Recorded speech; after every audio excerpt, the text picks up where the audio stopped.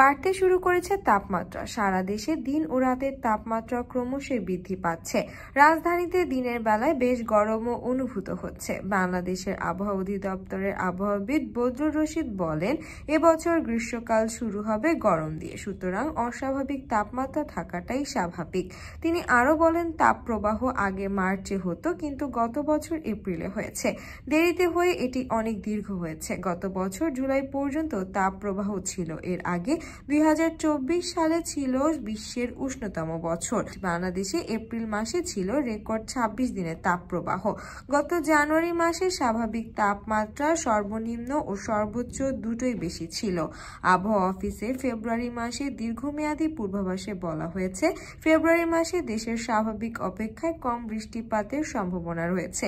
এছাড়া দিন ও রাতের তাপমাত্রা ক্রমান্বয়ে বাড়তে পারে। এ মাসের শেষার্ধে দেশের কোথাও কোথাও 1-2 দিন বজ্রবৃষ্টি ও শিলাসহ বজ্রবৃষ্টি হতে পারে।